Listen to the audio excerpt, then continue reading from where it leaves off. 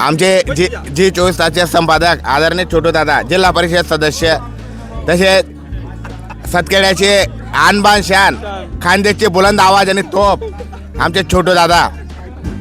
थडी ज्याप्रमाणे त्यांनी गाजवलेली आहे त्याचप्रमाणे तोंडेही ते 8-15 दिवस इथे पूर्ण म्हणजे आमच्या सगळ्यांची काळजी घेतात.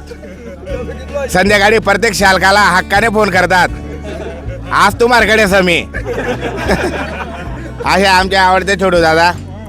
आज त्यांना शेव आणि बुंदी देऊन आम्ही सत्कार समारोप करतोय. आता छोटू दादांनी काही अपेक्षा करू नये एवढी विनंती. दादा तू पण बोला ते नाही नको. बोल. तर यांनी जे थोडक्यात माझी स्तुती केलेली आहे, खरंच ती स्तुती सार्थक आहे. आणि तसं ते वागतात, बोलतात, प्रेम करतात आणि मला खरंच बोलवतात मी. आणि मी पण येतो. काय काय तू मारो दे. हां, तर अशा प्रकारे लग्न सोहळा पार पडलेला आहे. आणि आता खरं शेवटची पंगत आहे, पण आता घरी आता पुरस्कार करतो आता. बरं रणछोड दादा, पाहुणा या पुढच्या लग्नाला आवर्जून या. बिलकुल येतो.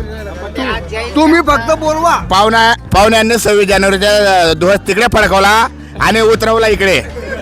26 जानेवारी पासून पाहुणे इथे येत. हो, आता जात आहेत पाहुणे.